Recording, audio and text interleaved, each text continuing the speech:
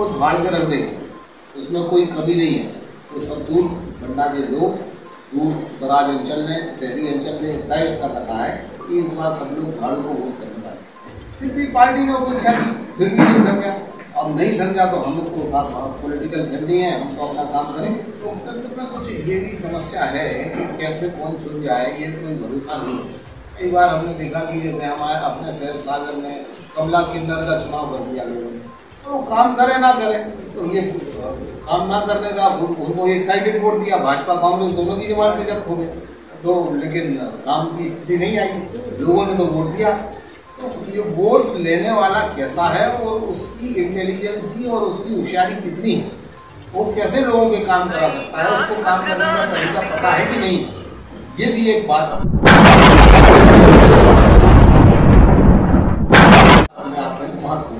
नहीं बदल सकती, लेकिन आप अपनी आदतें जरूर बदल सकते हैं। तो निश्चित ही आपकी आदतें आपका भविष्य बदल देगी। नमस्कार, मैं सोनू कुशवाहा, आप देख रहे हैं Indian news 24 Bundeli Madhya Pradesh Chhattisgarh channel.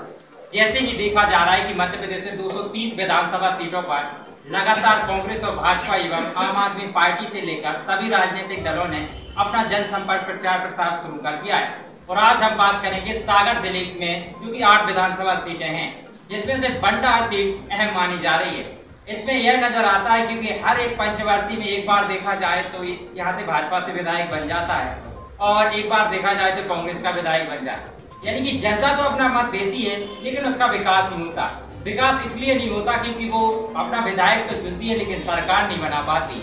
आज हमारे साथ ऐसे बंडा से आम आदमी पार्टी से प्रत्याशी जो कि जनसंपर्क एवं लगातार भाजपा से भी वह टिकट की मांग कर रहे थे, लेकिन भाजपा ने उनको दरकिनार किया। लेकिन आम आदमी पार्टी से वह लगातार सक्रिय नजर आ रहे हैं। हमारे साथ बात करने के लिए हैं आम आदमी पार्टी के प्रत्याशी सुधीर यादव। भाई साहब, बहुत बहुत स्वागत है आपका। पटेल साहब, आपका भी बहुत बहुत स्वागत। अभी क्या स्थिति नजर आ रही है पटना में? शुरू दिन से स्थिति स्पष्ट है, झाड़ू सबको झाड़ के रख देंगे, उसमें कोई कमी नहीं है।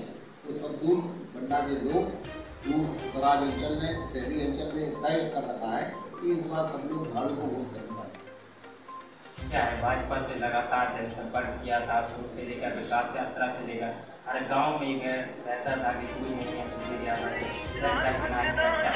आपका कहना सही है कि विकास यात्राओं के दौरान लगभग हमने 160-62 सभाएं की थी और लगभग हर पंचायत में पहुंचने का मतलब 90% 95% हम लोगों के बीच पहुंचे थे। और हम बीजेपी के नाम से हम ही जमीन में गए थे और कोई नहीं गया। फिर भी पार्टी ने अपेक्षा की, फिर भी नहीं समझा। अब नहीं समझा तो हम लोग तो साथ पॉलिटिकल फ्रेंडली हैं, हम तो अपना काम करें। हम आम आदमी पार्टी से बता कहा जाता है, आप भी देखते हैं, आप भी पार्टियों में रहे, क्या देखा है कि जनता तो अपना मत देती है और अपने प्रतिनिधित्व भी चुनती है, लेकिन उसके साथ विकास किया जा सकता है। लोकतंत्र में कुछ ये भी समस्या है कि कैसे कौन चुन जाए, ये कोई भरोसा नहीं है। कई बार हमने देखा कि जैसे हमारे अपने शहर सागर में कमला किन्नर का चुनाव कर दिया लोगों ने, तो काम करे ना करे, तो ये काम ना करने का उनको एक साइडेड वोट दिया, भाजपा कांग्रेस दोनों की जमानतें जब्त हो गई। तो लेकिन काम की स्थिति नहीं आई, लोगों ने तो वोट दिया। तो ये वोट लेने वाला कैसा है और उसकी इंटेलिजेंसी और उसकी होशियारी कितनी है, वो कैसे लोगों के काम करा सकता है, उसको काम करने का तरीका पता है कि नहीं, ये भी एक बात अपने आप में महत्वपूर्ण है। और एक तरफ लोगों का कहना रहता है कि हमने तो यदि बंडा विधानसभा में देखा जाए कि यहाँ पर यदि विपक्षी विधायक भी बन गया लेकिन सरकार बीजेपी की रहेगी, लेकिन बीजेपी का कोई भी कार्यकर्ता वहाँ नहीं काम करता, क्या है? देखिए, सरकार और काम, नेता अगर दमदार है तो वो काम दुनिया में हो गई। सरकारी कर्मचारी कहाँ जाएगा, वो मजदूरी तो करेगा, उसमें भ्रष्टाचार है सरकारी तंत्र में।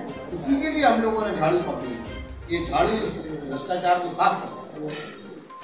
क्या नजर आता है बंडा में रोजगार की स्थिति अलग है, दिखाई दे रहा है? बंडा में तो बहुत बड़ी समस्या है, बहुत जबरदस्त पलायन है। 18,000 लोग दिल्ली में और आसपास करनाल, दिल्ली, यूपी, हरियाणा में काम करते हैं।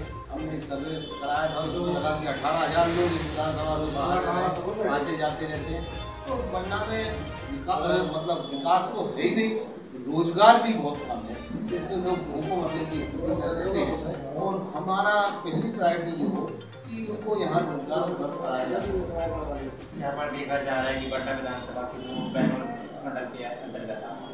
कई कई गाँव में यह भी देखा जाता है कि सड़कें भी नहीं, अभी तक वहाँ पे रोड नहीं है, एम्बुलेंस की मदद के लिए 1.5 किलोमीटर ले जाना पड़ता है और इसमें भाजपा कार्यकर्ताओं का कहा जाता है कि विधायक की मदद मिलता है। क्या कहेंगे? मैंने कहा कि जितनी सरकारी योजनाएं या वो सरकारी फंडों का पैसा है वो बंडा में सबसे कम लगा है। 50-50 हज़ार कोटी बना दिया है लोगों ने, बंडा में 1000 और 1200 कोटी से आगे नहीं पहुंच रहा है और उन बनने के बावजूद उनका पैसा नहीं गिर रहा है। मतलब बंडा में भी वही आदमी निवास करते हैं जो दूसरी विधानसभा में निवास करते हैं, लेकिन उनको लाभ सिस्टम का कोई लाभ नहीं मिल रहा है, नुकसान भले जितना चाहते हैं।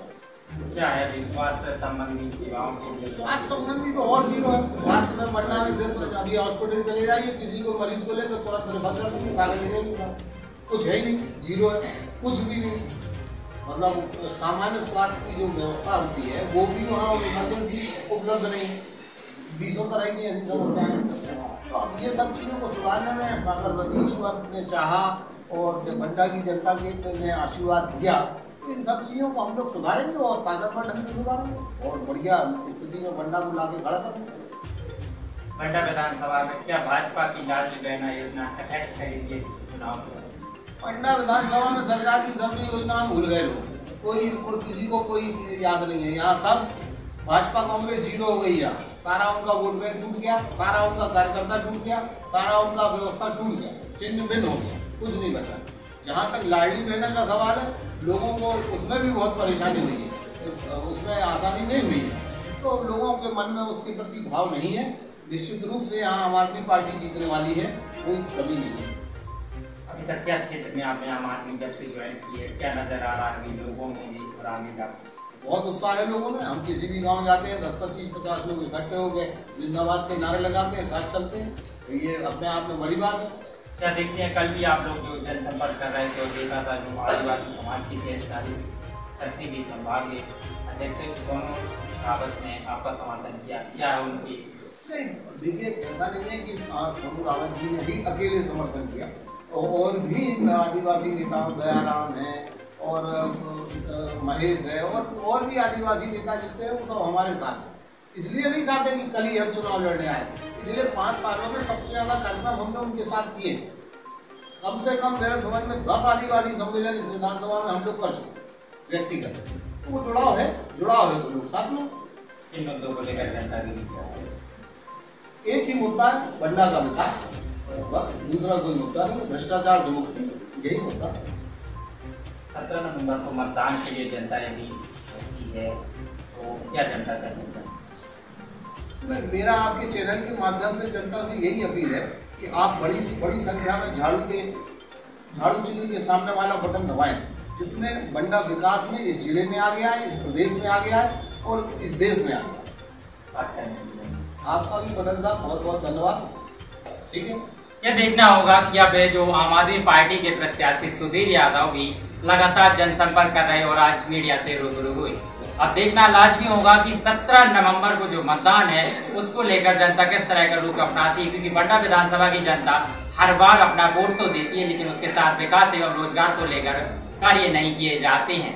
अब यह भी देखना होगा कि क्या बंडा का विकास इन प्रत्याशियों पर है या फिर सरकार के द्वारा यहाँ पर कुछ रोजगार या अन्य साधनों की उपलब्धता होती है। ऐसी ही चुनावी पेशकश के लिए देखते रहिए इंडिया न्यूज़ 24 बुंदेली की खास रिपोर्ट सागर से सोनू कुशवाहा के साथ।